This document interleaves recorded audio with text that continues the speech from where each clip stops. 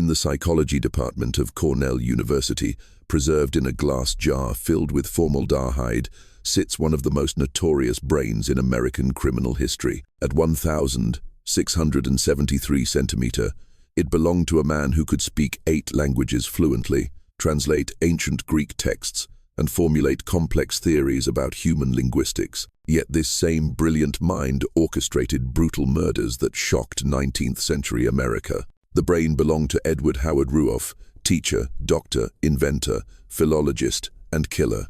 For decades, authorities across New York State struggled to understand how such intellectual brilliance could coexist with such calculated evil. Tonight, we uncover the chilling truth behind the man newspapers called the Genius Killer.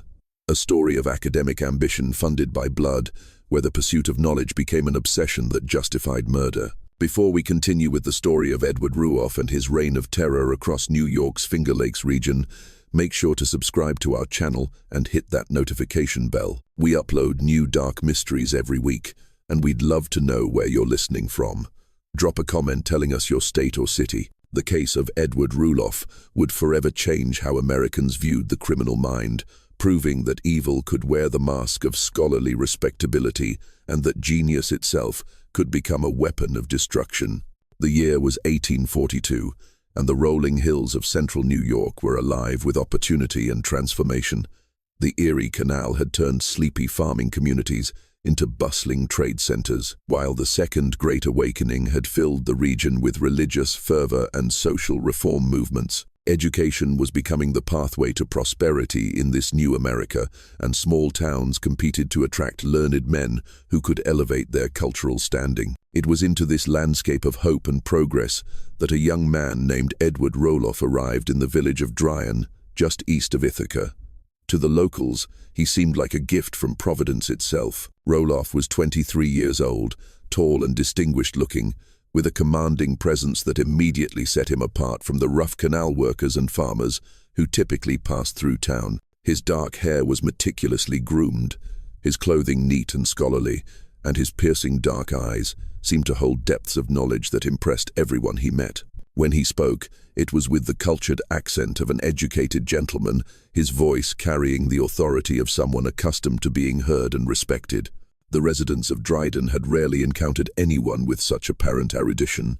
Rulloff claimed extensive knowledge of botany and medicine, could recite passages in Latin, Greek, and German with fluid precision, and seemed equally comfortable discussing philosophy, literature, and the emerging sciences. When he began delivering lectures on phrenology, the popular pseudoscience of reading character through skull measurements, the townspeople gathered in amazement at his apparent mastery of this fashionable field of study.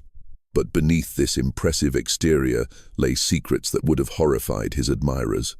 Born John Edward Howard Roofson near St. John, New Brunswick around 1819 or 1820, he had already lived a double life before crossing into the United States. His father, Rudolf Rulloffson, had been a Danish immigrant who achieved some prosperity as a justice of the peace, but the family's fortunes had declined after his death in 1827. Young Edward had shown early promise as a scholar, devouring books with an insatiable hunger for knowledge that impressed his teachers and neighbors alike. However, his intellectual gifts had been corrupted by an early taste for crime. By the time he reached his teens, Edward had been caught in a series of suspicious fires at the dry goods store where he worked.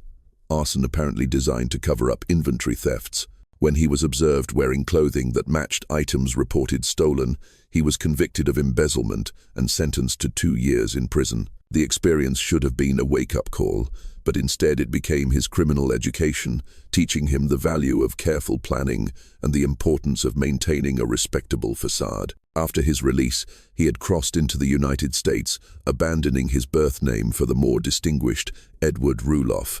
The change was more than cosmetic. It represented his transformation from common criminal to something far more dangerous, a predator who could blend seamlessly into respectable society. His years of imprisonment had given him time to study and plan, emerging with a sophisticated understanding of how to manipulate others through displays of learning and charm. In Dryden, Rulloff quickly established himself as an invaluable member of the community. He found employment as a clerk in the local drugstore, where his apparent knowledge of botanical medicines impressed both his employer and customers. His learning seemed boundless. He could discuss the latest philosophical works from Europe, analyze political developments with insight, and demonstrate practical knowledge of everything from photography to carpentry. The community, starved for intellectual stimulation in their rural setting, embraced him with an enthusiasm that fed his growing sense of superiority. His reputation grew rapidly through the region. Farmers consulted him about their crops. Local politicians sought his advice on matters of governance, and prominent families invited him to dinner parties, where his conversation was the evening's entertainment. Soon the community offered him the position of headmaster at their local school, a role that would give him not only respectability, but access to young minds he could influence and potentially corrupt. Among his pupils was one 7-year-old Harriet Schutt, daughter of one of the area's most respected farming families. Harriet was considered a rare beauty, even in a region known for its handsome women. Tall and slender, with long, light brown hair that caught the sunlight, pale skin that spoke of Gentile upbringing, and hazel eyes that sparkled with intelligence and gentle humor, she possessed the kind of refined mannerisms and educated speech that marked her as gentry in this rural community, having been fortunate enough to receive more education than most young women of her time. The Schutt family had prospered through hard work and careful management of their substantial farm holdings. They were among the area's most prominent citizens, known for their generosity to neighbors and their active participation in community affairs. Harriet's father, John Schutt, was a man of considerable influence who took pride in his daughter's accomplishments and had high expectations for her future marriage. The family represented everything that was stable and respectable about rural American life. In the 1842nd, the attraction between teacher and student was immediate and intense, though it would prove to be built on the most dangerous foundation imaginable. Rulloff, despite his scholarly demeanor, possessed a magnetic charisma that drew people to him like moths to a flame. He could be utterly charming when it suited his purposes, weaving tales of his travels and studies that painted him as a man of the world who had seen wonders beyond the provincial horizons of central New York. For a young woman like Harriet, living within the comfortable but confining boundaries of rural society, he represented everything exotic and sophisticated that her sheltered life had never offered.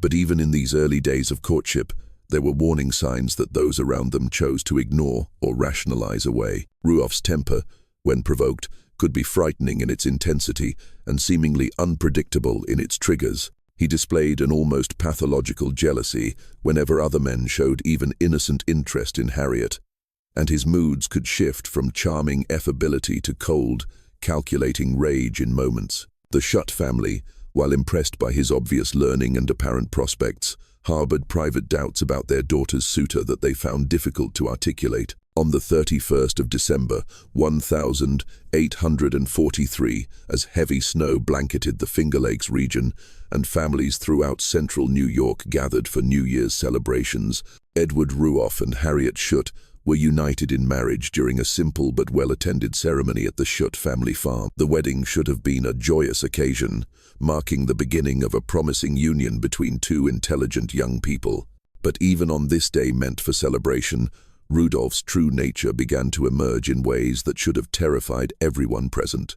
The ceremony itself proceeded normally until the traditional moment when the minister, following time-honored custom, congratulated the bride with a gentle kiss on the cheek. In that instant, Rudolph's carefully maintained facade cracked, revealing the violent jealousy that would define their marriage. His face darkened with such fury that several wedding guests stepped back in alarm, and his eyes flashed with a rage so intense and unexpected that it cast a pall over the entire celebration. Here was a man flying into jealous fury over an innocent gesture from a clergyman, behavior that should have warned everyone present of the violence lurking beneath his scholarly exterior. The wedding guests, unsure how to interpret this disturbing outburst, chose to attribute it to wedding day nerves, or perhaps the stress of joining a prominent family. But Harriet herself had seen something in her new husband's eyes that chilled her to the bone, though she told herself it was merely the intensity of his love for her. The honeymoon period that followed was brief and troubled, marked by moments of passionate devotion, interrupted by flashes of the same terrifying rage that had marked their wedding day. Within months of their marriage, Rulloff had convinced Harriet to move with him to the nearby village of Lansing, ostensibly to give them privacy to build their new life together, but really to isolate his young wife from her family's protective influence. The move represented more than a simple change of address. It was a calculated strategy to cut Harriet off from the support system that might have helped her escape the nightmare her marriage was becoming. In Lansing, Rulloff set up practice as a botanical physician, using his self-taught knowledge of herbs and medicines to treat local residents who had limited access to formally trained doctors. His reputation as a healer grew rapidly, and soon prominent families throughout the region were seeking his services for everything from common ailments to serious medical emergencies. He charged reasonable fees and seemed genuinely concerned for his patients' welfare, further cementing his reputation as a valuable member of the community. The young couple's modest home became a center of intellectual activity in the small village. Rudolph continued his scholarly pursuits, filling their rooms with books on subjects ranging from classical languages to natural philosophy. He spent hours each day reading and writing, working on what he claimed would be groundbreaking theories about the formation and evolution of human language. To observers, he appeared to be the ideal combination of practical healer and theoretical scholar, a man who could bridge the gap between ancient wisdom and modern learning. In April 1845, after more than a year of marriage, Harriet gave birth to a daughter they named Priscilla. The infant was healthy and beautiful, with her mother's delicate features and what appeared to be her father's intelligent eyes. For a brief time, the arrival of their child seemed to calm Rudolph's volatile nature and bring out genuinely tender qualities that few had suspected he possessed. He appeared devoted to both his wife and infant daughter, spending hours reading to them from his extensive library and discussing his ambitious plans for their family's future. Rudolph spoke frequently of opportunities waiting for him in the growing territories of the American West, particularly Ohio, where he claimed to have been offered a position as a college professor. He painted vivid pictures of the life they could build there, away from the constraints and gossip of small-town New York, where his genius would finally receive the recognition it deserved. These dreams seemed reasonable to Harriet, who had grown accustomed to her husband's grandiose visions and believed in his exceptional abilities. But the domestic tranquility was shattered by the continued presence in their lives of Dr. Henry Bull, RUF's business partner and Harriet's cousin. Bull was a genuine physician who had taken Rulloff under his wing to teach him botanical medicine. Impressed by the younger man's apparent knowledge and dedication, he was also a member of the extended Schutt family network, maintaining the kind of easy, affectionate relationships with his female relatives that was common in close-knit rural communities. Bull's friendly demeanor and family connections, which should have been natural and unremarkable, became the source of Rufe's growing paranoia and rage. The doctor's habit of greeting Harriet with a kiss on the cheek, the same innocent gesture that had triggered Rulloff's wedding day outburst, drove him into paroxysms of jealous fury. He became convinced that his wife was having an affair with her cousin, despite the complete absence of any evidence to support his suspicions and the ridiculous nature of the accusation given their family relationship. As spring turned to summer in 1845, Rulloff's jealousy reached dangerous proportions. He began following Harriet whenever she left the house, questioning her about every conversation she had with other men, and flying into rages over imagined slights and perceived infidelities. The brilliant scholar, who could discuss philosophy and literature with such eloquence, became a monster of suspicion and violence within the walls of his own home. The crisis that would shatter multiple families began in May 1845, when tragedy struck the extended Schutt clan. Harriet's sister-in-law, the wife of her brother, William, fell gravely ill shortly after giving birth to her second child. Both mother and infant were suffering from what appeared to be a serious infection, and the family naturally turned to their relative by marriage, who had established himself as a skilled healer.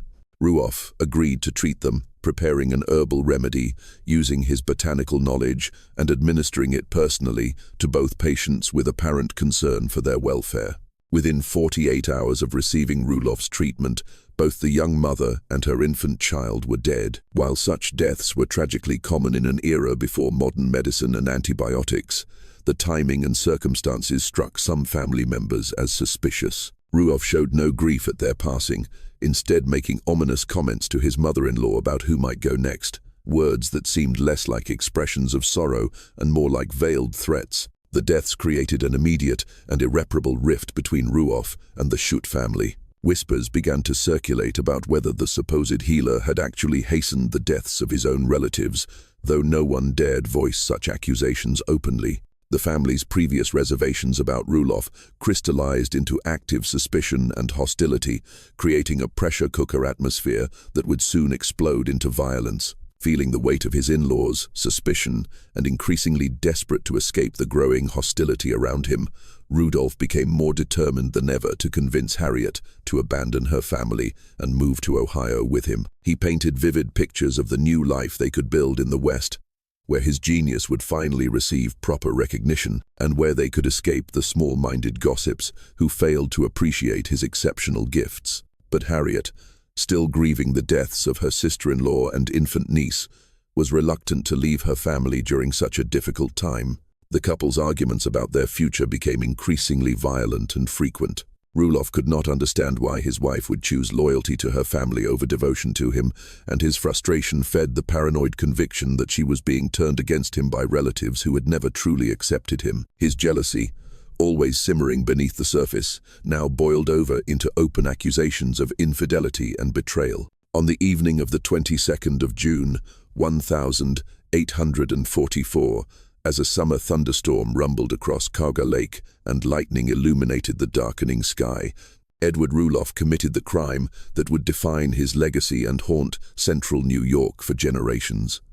The humid air was thick with tension as another argument erupted between husband and wife in their small house in Lansing, this time about Rudolph's increasingly desperate demands that they leave immediately for Ohio. Harriet was in the kitchen, engaged in the mundane domestic task of crushing peppercorns with a heavy iron pestle, when her husband's rage finally reached its breaking point. He had been drinking, which always made his temper more volatile, and his accusations of infidelity had become more wild and specific. When Harriet laughed off his latest charges and firmly refused his demands to abandon her grieving family, something fundamental snapped in the scholar's brilliant but twisted mind. The sequence of events that followed would be recounted years later, when Rulloff finally confessed to the crime, providing details that could only have come from someone who was present during those terrible moments. In the explosion of pure rage, fed by months of building resentment and paranoid jealousy, Rulloff snatched the iron pestle from his wife's hands and brought it down on her forehead with devastating force. The blow was delivered with such violence that Harriet collapsed instantly, blood streaming from the massive wound and pooling beneath her head on the kitchen floor. The sound of the impact and her falling body seemed to echo through the small house, followed by an eerie silence broken only by the rumble of thunder outside. Rudolph stood over his wife's body, watching as the life drained out of the woman he claimed to love, feeling no remorse but only a cold satisfaction that she would never defy him again. But his crime was not yet complete. As Harriet lay dying on the kitchen floor, their infant daughter, Priscilla, began to cry in her cradle, disturbed by the commotion and perhaps sensing that something terrible had happened to her mother. The sound of the baby's wailing seemed to pierce through Rudolph's rage, reminding him that he now had a witness to his crime. A witness who would someday grow old enough to remember and testify against him. With the same calculating coldness that had marked his academic pursuits, Rulloff made another terrible decision. Moving to his collection of botanical medicines, he prepared what he later described as a narcotic, likely a concentrated dose of the same plant-based poisons he had been using to treat patients throughout the region. The preparation of the fatal dose was done with the precision of a trained pharmacist, measuring and mixing ingredients with the same care he had once devoted to healing. Returning to the cradle where Priscilla continued to cry, Rulloff administered the poison with gentle hands, perhaps telling himself that he was simply putting the child to sleep. The baby's cries gradually weakened and then stopped entirely, leaving the house filled with the kind of terrible silence that would haunt anyone who had witnessed such evil. In the space of less than an hour, the brilliant scholar had destroyed his entire family, transforming from respected healer to cold-blooded killer. The disappearance of Harriet and Priscilla Rulloff in late June 1844 sent shockwaves through the close-knit community of Lansing and the surrounding Finger Lakes region. When concerned neighbors came calling the following day and found Rulloff alone in his house, His explanations raised immediate and profound suspicions that would only deepen with each passing hour. The scene inside the Rulloff home told a story that contradicted every explanation their host offered. The house bore all the signs of hasty abandonment: beds left unmade with sheets twisted and thrown aside, dirty dishes scattered across the kitchen table where they had apparently been left mid-meal, and personal belongings scattered haphazardly throughout the rooms. Most tellingly, Harriet's cherished traveling basket, which she never went anywhere without, still sat prominently on her bureau alongside her jewelry and other precious possessions. Rulloff's attempts to explain his family's absence only deepened the growing mystery and suspicion. His stories changed with each telling, as if he were improvising details as he went along.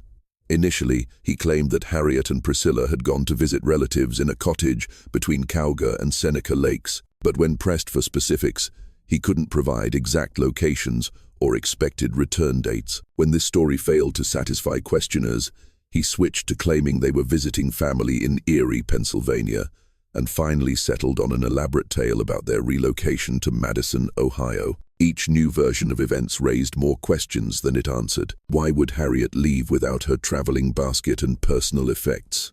How could she have departed without telling her close-knit family where she was going? What circumstances would have motivated such a sudden and secretive departure? The more Rulloff talked, the less believable his stories became, and the more convinced his listeners grew that something terrible had happened to his wife and child. When confronted directly about these inconsistencies, Ralph offered to write a letter to his wife, asking her to contact her family and dispel what he characterized as malicious rumors circulating about their welfare. The letter was duly written in his precise scholarly hand, with flowery language, expressing concern for her family's worries and requesting immediate communication to set their minds at ease. But days turned to weeks, and no response ever came, a silence that spoke louder than any words could have. For 6 agonizing weeks, Rulloff maintained his increasingly desperate charade, playing the role of the concerned husband whose family was simply traveling for reasons he couldn't fully explain. He continued his practice as a botanical physician, treating patients with the same apparent skill and compassion that had made his reputation, all while knowing that the bodies of his victims lay hidden beneath the dark waters of Cauga Lake. But the community's suspicions grew stronger and more focused with each passing day. The Shutt family, led by Harriet's protective brothers, William and Ephraim, refused to accept Rulloff's evolving explanations. They knew their sister's character intimately, her deep devotion to family, her responsible nature, and her habit of maintaining regular correspondence with relatives. Her sudden disappearance without word was completely inconsistent with everything they knew about her personality and values. The family's investigation took on the character of a determined manhunt, with William and Ephraim Shutt questioning neighbors, searching the surrounding countryside, and applying increasing pressure on their brother-in-law to provide satisfactory answers. Their efforts were complicated by Rulloff's continued presence in the community and his ability to maintain his facade of respectability, but their persistence began to yield disturbing information about his behavior in the days immediately following the disappearance. Several neighbors came forward to report seeing Rulloff on the morning after his family's supposed departure, loading mysterious bundles and what appeared to be a large, heavy chest into a wagon borrowed from the Anderson family. Witnesses described his demeanor as nervous and furtive, completely unlike his usual confident bearing. Most significantly, multiple people reported seeing him driving the loaded wagon toward Cauga Lake in the early morning hours, taking a route that led away from any of the destinations he had claimed his family had traveled to. When the pressure of investigation and community suspicion became too great, Rulloff suddenly vanished from Lansing, claiming he was going to rejoin his family in Ohio and bring them back to silence the unfair accusations being made against him. His departure in the middle of the night, without settling his affairs or providing any forwarding address, only confirmed the community's worst suspicions about his guilt. But Ephramesh was not content to let his sister's suspected killer escape justice through flight. A man of considerable determination and physical courage, he mounted his buckboard and set off in pursuit, beginning a dramatic cross-state manhunt that would take him through multiple cities and railroad stations. The chase became a test of wills between a grieving brother seeking justice and a killer desperately trying to escape the consequences of his crimes. The pursuit reached its climax at a crowded train platform in Rochester, where Ephraim spotted Rulloff attempting to board a departing train bound for Buffalo and points west. In a scene that could have been lifted from the pages of a contemporary adventure novel, Rulloff attempted to disappear into the crowd of travelers, using his knowledge of human nature and crowd psychology to evade detection. But Ephraim's determination proved stronger than Rufe's cunning, and after a thorough search of the train cars, he found the fugitive hiding in the rearmost compartment. Even when cornered, Rulloff maintained his composure and continued his deception with remarkable audacity.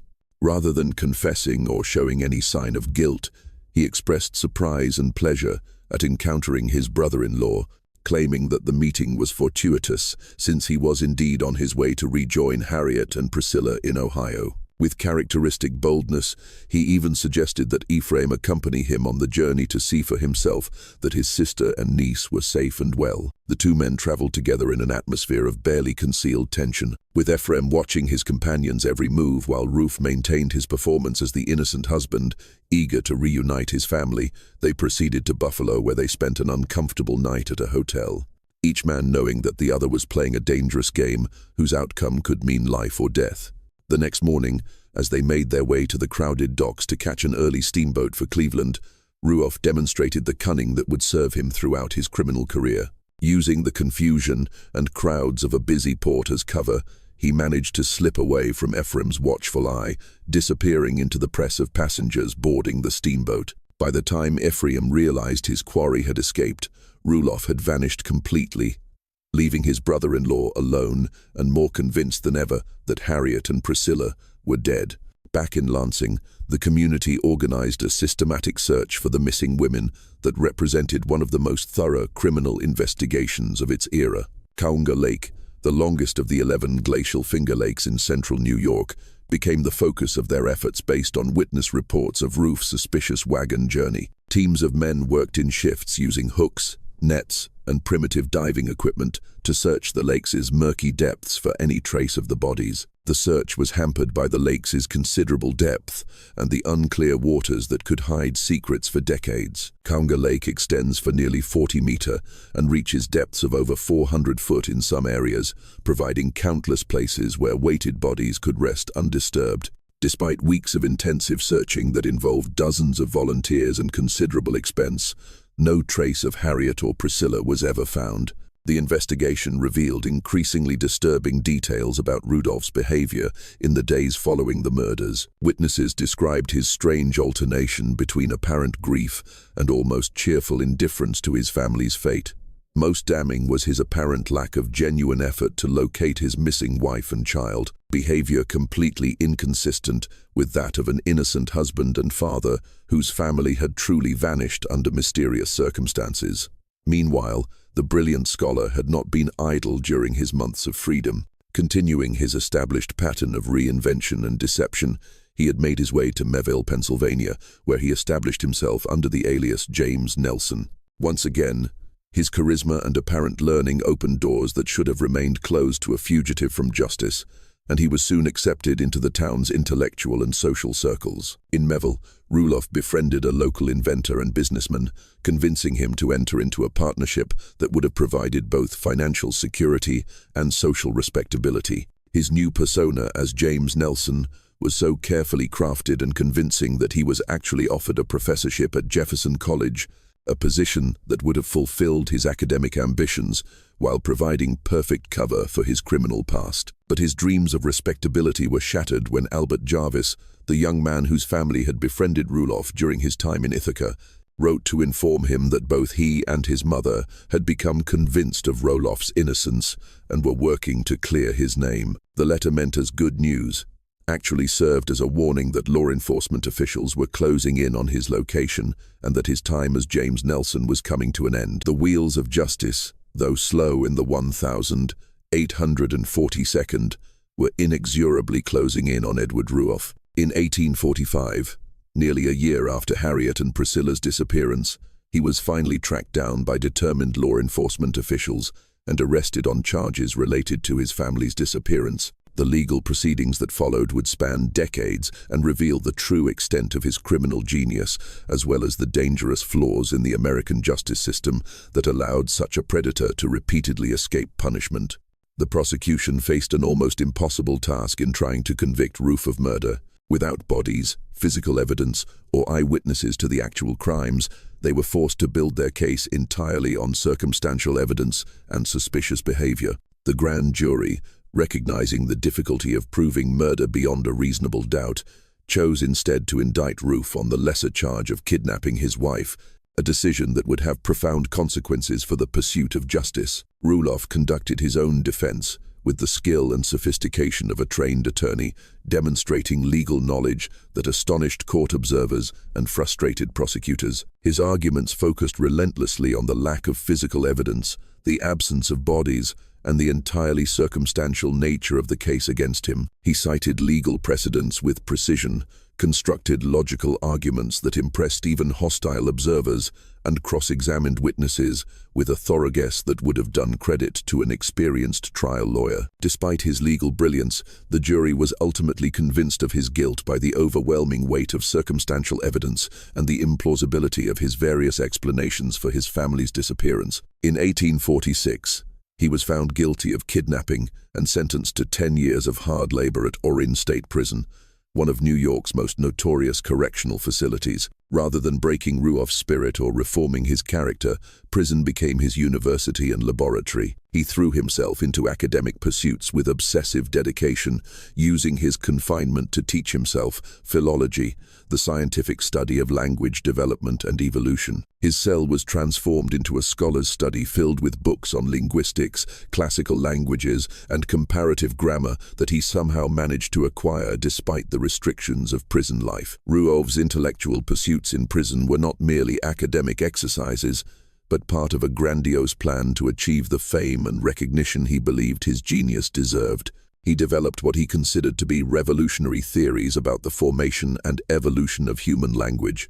Working on a comprehensive treatise, he planned to title method in the formation of language. He genuinely believed this work would establish him as one of the foremost linguistic scholars of his generation and earn him immortality in academic circles. His scholarly reputation within the prison grew to legendary proportions. He was consulted by guards and administrators on matters requiring education and intelligence, tutored fellow inmates in classical languages and mathematics, and even taught classes for visitors who came to witness the phenomenon of the criminal genius. His cell became a destination for curious intellectuals and reformers who were fascinated by the paradox of such learning existing within a convicted criminal. Among those most influenced by Rulloff's apparent reformation and scholarly achievements was Albert Jarvis, the teenage son of the Ithaca under-sheriff. Jarvis, barely out of his teens, but already fascinated by classical learning, became Rulloff's most devoted student, spending hours in his cell studying Greek and Latin under the tutelage of the imprisoned scholar. The relationship that developed between teacher and student would prove crucial to Rulloff's future escape attempts and criminal enterprises. When Rulloff was finally released in 1856, after serving his full 10-year sentence, he found Tompkins County authorities waiting with a new warrant, this time charging him directly with the murder of his wife, Harriet. His legal mind immediately grasped the implications and potential defenses, and he argued vigorously that this constituted double jeopardy, claiming he could not be tried twice for the same basic crime. The district attorney, perhaps recognizing the weakness of the double jeopardy argument, or simply wanting to avoid a complex legal battle, made a tactical decision that would prove both clever and ultimately futile. Rather than pursuing the charge for Harriet's murder, he dropped that case entirely and instead filed new charges for the murder of infant Priscilla, a separate crime that would not be covered by double jeopardy protections. The second trial, carefully moved to the nearby town of Ago to ensure an impartial jury that had not been influenced by local publicity, again resulted in a conviction and a sentence of death. But Rulloff's legal education during his imprisonment had not been wasted, and his defense team mounted a sophisticated appeal, arguing that murder could not be proven in the absence of a corpse, a legal principle known as the corpus delicti rule. As his case worked its way through the higher courts, generating considerable legal precedent and scholarly discussion, Rulloff prepared for his most audacious escape yet.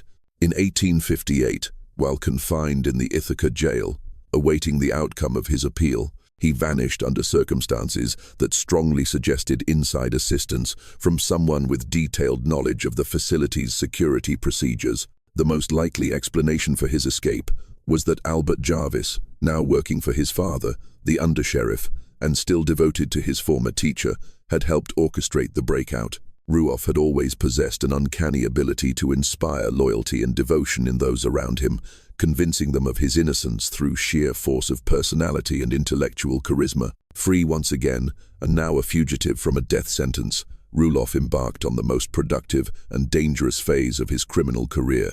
He traveled extensively throughout the Northeast and Midwest, always staying one step ahead of law enforcement while continuing both his scholarly work and his criminal enterprises. His wanted posters described him as extremely dangerous and likely to be armed, but they could not capture the true nature of his threat. A brilliant mind, utterly without conscience, capable of inspiring trust even while planning betrayal. During these fugitive years, Rulloff perfected his techniques of deception and reinvention. Under various aliases, he worked as a teacher, photographer, inventor, carpet designer, and even photographer, always maintaining the facade of respectability, while supporting himself through carefully planned thefts and frauds. His intellectual gifts continued to open doors that his criminal record would have kept closed, allowing him to infiltrate respectable society repeatedly. In 1861, his luck finally ran out when he was captured and returned to New York to face justice.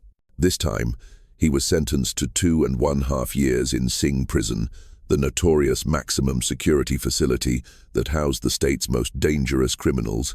But even in this harsh environment, Rulloff managed to thrive, using his intellectual gifts to earn privileges and make valuable connections that would serve his future criminal enterprises. It was at Sing Sing that Rulloff met William T. Dexter, a professional burglar who would become his partner in the crimes that would ultimately seal his fate. Dexter was impressed by Rulloff's obvious intelligence and sophistication, recognizing that an alliance with such a brilliant criminal mind could be extremely profitable for both of them. Together with the still loyal Albert Jarvis, they formed a criminal gang that would terrorize the Northeast for nearly a decade. Their criminal methods were sophisticated for the era, focusing on high-end burglaries that targeted stores carrying expensive fabrics and luxury goods that could be easily transported and sold in distant markets. Rulloff's role was as the mastermind and planner, his superior intelligence allowing him to organize their operations with military precision, while his scholarly reputation provided perfect cover for their activities. Based primarily in Brooklyn, the gang operated throughout New York, New England, and Pennsylvania, building a reputation for professionalism and avoiding violence that made them particularly difficult for law enforcement to track. They lived comfortable lives between crimes, with Rulloff continuing his academic work and even attempting to gain recognition in legitimate scholarly circles. In 1869, Rulloff learned of the first convention of the American Philological Association, scheduled to be held in Poughkeepsie, and saw it as his golden opportunity to break into legitimate academic circles and gain the recognition he had craved for decades. Under the carefully crafted alias, Professor Yuri Loriot, he submitted a manuscript detailing his revolutionary theory of language formation, a work he had been perfecting during his years of imprisonment and fugitive life. Rulloff's academic ambitions revealed the true depth of his megalomaniacal personality and his complete disconnect from reality. He genuinely believed that his linguistic theories would revolutionize the field and earn him immortality as one of history's great scholars. His manuscript method in the formation of language represented years of obsessive work, and he was convinced it contained insights that would transform human understanding of communication and thought itself. To demonstrate his confidence in the work's value and his desperate need for both money and recognition, Rulloff announced his intention to auction the manuscript for the staggering sum of $500,000, a fortune that would be worth millions in today's currency. The astronomical asking price reflected not just his financial desperation, but his grandiose self-assessment and complete inability to gauge the real worth of his theories or the likelihood of academic acceptance. When the Philological Association not only rejected his manuscript, but showed no interest whatsoever in his theories, Rulloff's fury was volcanic and transformative. The rejection by the very academic community he had spent decades trying to join pushed him over the edge from ambitious criminal to something far more dangerous. If the world would not recognize his genius voluntarily, he would force them to acknowledge it through increasingly bold and violent crimes. The rejection crystallized all of Rulloff's resentments and paranoid beliefs about society's failure to appreciate his exceptional gifts.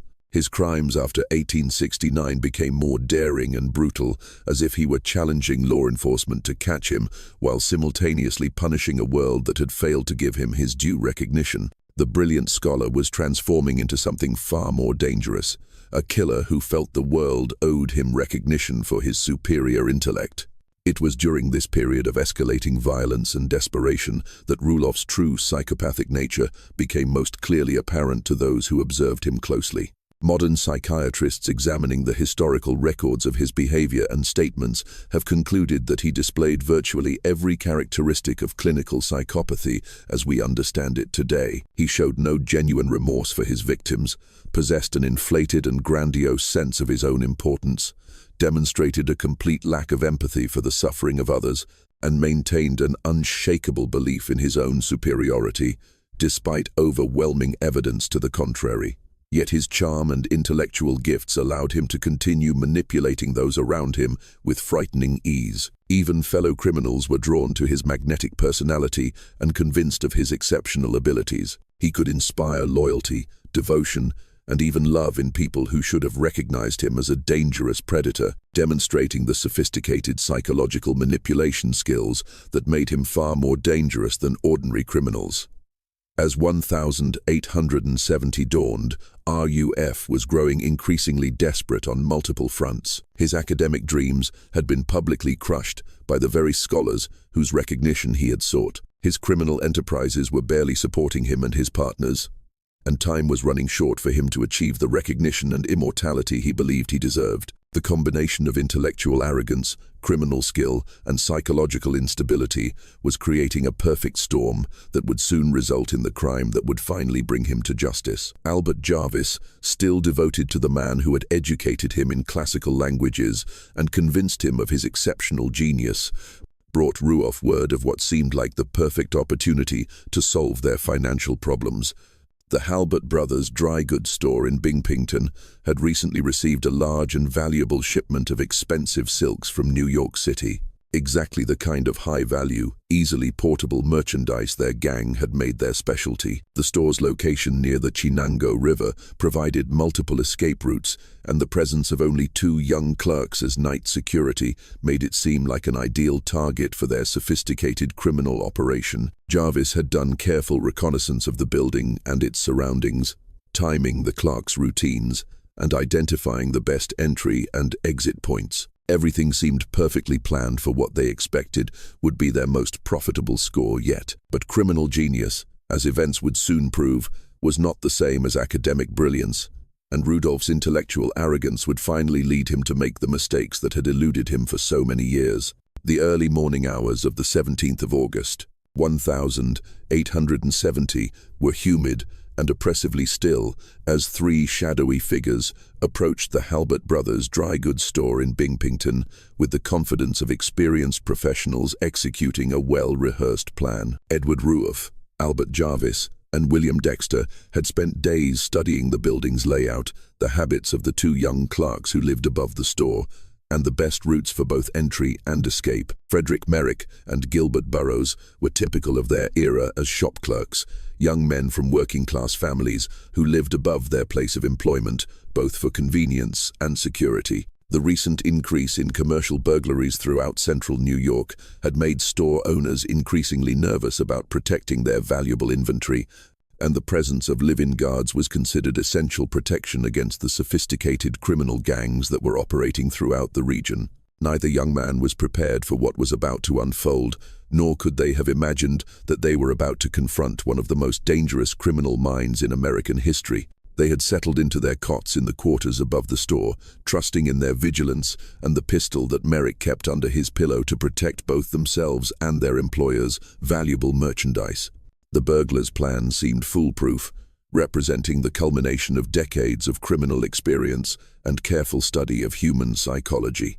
They would enter through the rear of the building during the deepest part of the night, subdue the sleeping clerks with chloroform fumes that would render them unconscious without permanent harm, and make off with the most valuable silks before anyone could raise an alarm. Rulloff, the intellectual mastermind of the operation, had convinced himself that his superior planning and understanding of human nature would ensure their success. He had studied the building's architecture, timed the clerks' routines, and calculated escape routes with the same precision he had once applied to his linguistic theories. His partners trusted completely in his leadership, convinced that his genius made their operation virtually foolproof. Moving like ghosts through the darkened streets of Bingpington, the three men made their way to the rear of the building, where a basement entrance provided access to the store's interior. They had practiced this approach multiple times, and each man knew his role precisely. In the basement, they donned masks to conceal their identities and removed their shoes to muffle their footsteps on the wooden floors above.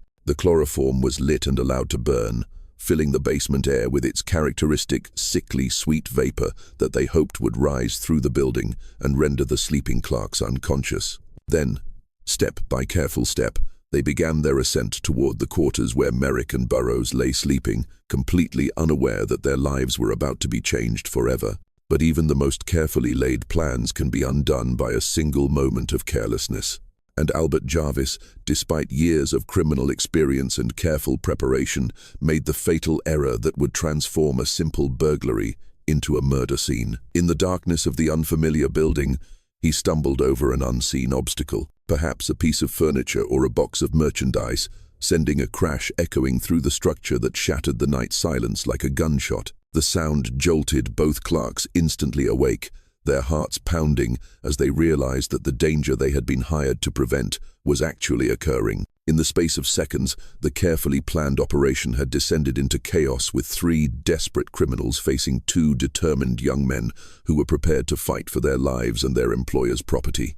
Frederick Merrick, displaying the kind of courage that would have made him a hero in any other circumstances, reacted with remarkable speed and determination. Grabbing the pistol he kept loaded under his pillow for exactly such emergencies, he aimed it at the fleeing figure of Rulloff and pulled the trigger. The weapon clicked, but failed to discharge, a misfire that would ultimately cost the brave young clerk his life and seal Rulloff's fate as a killer rather than merely a thief. Undeterred by his weapon's failure, Merrick seized a heavy wooden stool and hurled it at the intruders with considerable force, demonstrating the kind of fighting spirit that marked him as someone who would not surrender easily. Meanwhile, Gilbert Burroughs had thrown himself at William Dexter, and the two men crashed into furniture and walls as they fought desperately in the darkened room, with Burroughs managing to land several solid blows on his opponent. When Merrick rushed to help his colleague, the tide of battle seemed to be turning in favor of the defenders, and for a moment it appeared that the two brave clerks might actually succeed in capturing or driving off their attackers. But it was then that Edward Rulloff made the decision that would finally bring his decades-long criminal career to an end and transform him from master thief to cold-blooded killer. Drawing the pistol he carried for exactly such emergencies, Rulloff fired a warning shot into the air, hoping to intimidate the clerks into submission without actually harming them. But the brave young men refused to yield to threats, and Merrick threw himself at Jarvis with such fury and determination that Rulloff felt compelled to fire a second warning shot into the ceiling. When Merrick still would not desist, continuing his attack on Jarvis with the desperate courage of a man fighting for his life and livelihood, Rulloff's patience and self-control finally snapped completely, in a moment that would haunt him for the remaining months of his life. He pointed his weapon directly at the young clerk's head and pulled the trigger without hesitation or remorse. The bullet struck Frederick Merrick instantly, killing him where he stood and spattering his blood across the walls of the room where he had lived and worked. The brilliant scholar who could recite ancient poetry in a dozen languages, who had spent years developing theories about human communication and the evolution of language, had just committed the most primal act of violence possible, taking another human life in cold blood. The sound of the fatal gunshot seemed to freeze time for a moment, as if the universe itself was recoiling from the evil that had just been committed. Then Gilbert Burrows, realizing that his colleague was dead and that he was now facing 3 desperate killers who had nothing left to lose, made the wise decision to flee and raise the alarm, rather than continue a fight he could not win. Racing through the building and bursting onto the street, Burrows began screaming for help at the top of his lungs, alerting the entire neighborhood to the tragedy that had just unfolded. His cries shattered the night air and brought people running from nearby buildings, including law enforcement officers, who immediately began organizing a manhunt for the killers. The 3 criminals fled the scene in panic, racing toward the Chenango River, where they believed they could make good their escape under cover of darkness. But fear and desperation had clouded their judgment, and the confidence that had marked their approach to the crime had evaporated in the face of their transformation from burglars to murderers. Albert Jarvis, perhaps influenced by his scholarly mentors, overconfidence, or simply desperate to escape the scene of their crime, assured his companions that the river was shallow enough to wade across safely. It was a fatal miscalculation that would cost 2 lives and seal Rufe's fate as surely as if he had signed his own death warrant. As the 3 men plunged into the dark waters of the Chenango, the true depth and power of the river became immediately apparent. Jarvis, wounded in the struggle with the Clarks and weakened by blood loss, was quickly overwhelmed by the current and swept away into the darkness. Dexter, who had never learned to swim despite years of criminal activity near various bodies of water, followed his partner into the depths. His cries for help swallowed by the rushing water. Only Edward Rulloff, the mastermind whose brilliant planning had led them to this disaster, managed to struggle to the far shore, gasping and exhausted, but alive. As he dragged himself onto the riverbank, he could hear the sounds of the growing manhunt behind him. Dogs barking, men shouting, and the organized chaos of a community mobilizing to capture the killers who had just murdered one of their own. Rulloff's attempt to escape Bingpington on foot proved equally disastrous, demonstrating that even his superior intellect could not overcome the consequences of his crimes. At the railroad station, when police officers asked him to identify himself as part of their systematic search for suspects, he made the crucial mistake of running rather than attempting to talk his way out of the situation, behavior that immediately marked him as a fugitive and sealed his capture. His apprehension in a nearby farm's outhouse was almost anticlimactic for a man who had eluded justice for so many years through wit and charm. The brilliant criminal who had manipulated judges, juries, and law enforcement officials for decades was finally brought down by his own panic and the simple persistence of local police work. Even in custody, Rulloff attempted to maintain his lifelong pattern of deception and manipulation, first claiming to be Charles Augustus and then George Williams when pressed for identification. But his past had finally caught up with him in the person of Judge Ransom Balcom, a local official who had followed the notorious case for years and immediately recognized the infamous fugitive despite his attempts at disguise. The judge's dramatic declaration, "You are Edward H. Rulloff. You murdered your wife and child in Lansing in 1845, rang through the crowded police station like a thunderclap, finally connecting decades of unsolved crimes to the man who stood before them." His additional warning to the authorities, "This man understands his rights better than you do and will defend them to the last," proved prophetic, as Rulloff immediately began the legal maneuvering that would mark his final trial. The physical evidence linking Rulloff to the Halbert store murder was overwhelming and undeniable. He had fled the scene without his shoes, and the left shoe found at the crime scene was unmistakably his, stuffed with pieces of cloth to accommodate the missing big toe he had lost to frostbite years earlier. The distinctive modification made the shoe as identifying as a fingerprint, providing proof that even Rudolph's legal skills could not challenge. Documents found on the bodies of Jarvis and Dexter when they were recovered from the Chenango River led investigators to Rulloff's Brooklyn apartment, where they discovered a treasure trove of evidence documenting his double life as scholar and criminal. Maps, stolen goods, False identification papers and academic manuscripts were found side by side, providing a complete picture of the complex man who had terrorized the Northeast for decades. The trial that began on the 4th of January, 1871, became a sensation that attracted crowds of over 2,000 people daily to a courtroom built for half that number. Newspapers across the nation sent reporters to cover the proceedings, fascinated by the paradox of America's most intellectual killer and the questions his case raised about the nature of genius and evil. Once again, Rulloff conducted his own defense with the skill and sophistication that had impressed legal observers for decades. But this time, the evidence was too strong and the crimes too clear for even his brilliant advocacy to overcome. The prosecution presented a methodical case, linking him to the murder through physical evidence, eyewitness testimony, and his long history of criminal behavior.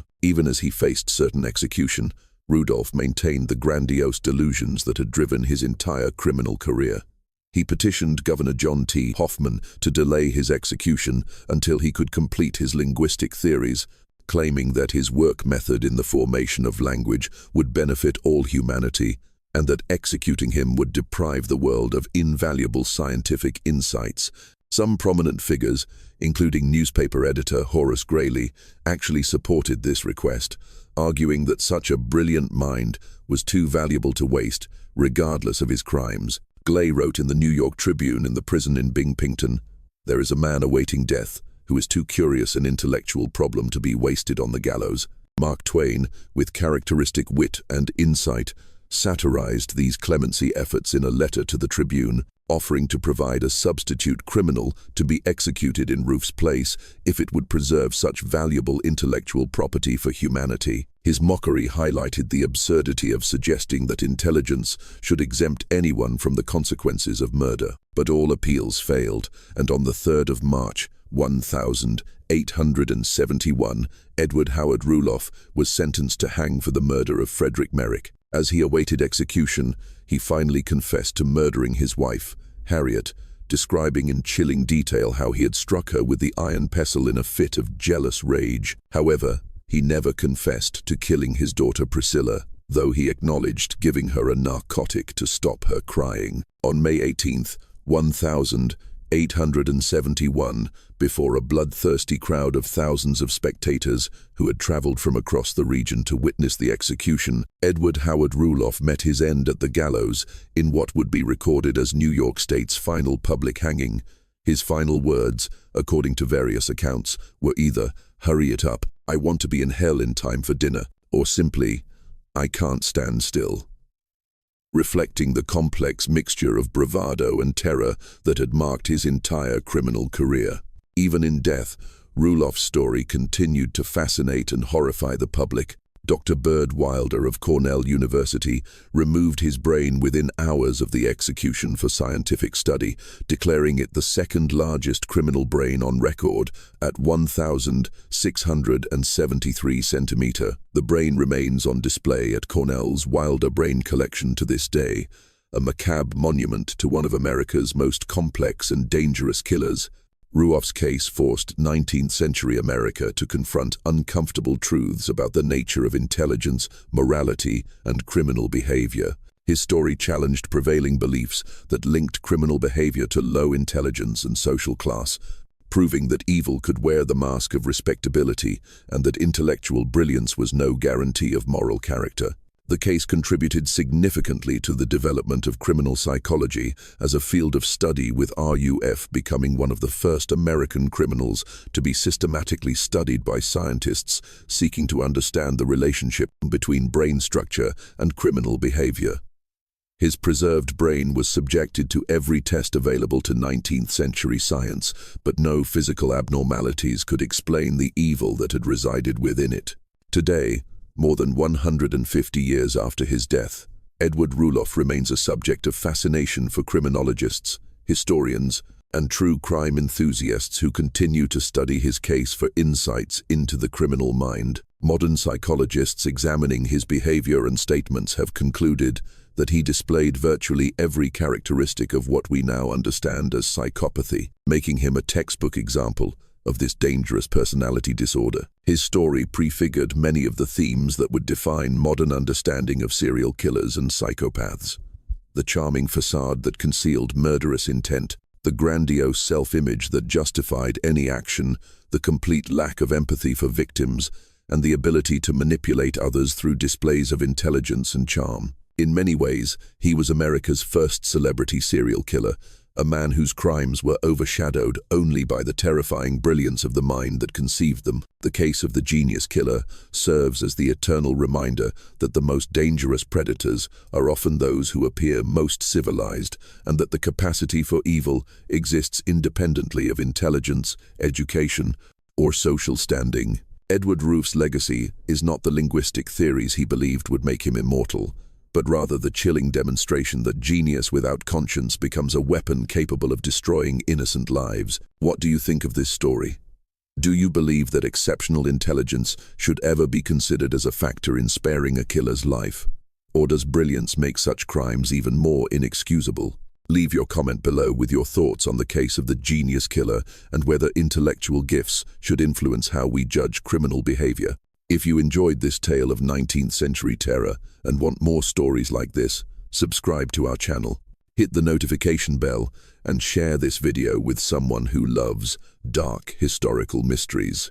Until next time, remember that the most dangerous predators are often those who appear most civilized, and that true evil can hide behind even the most impressive intellectual achievements.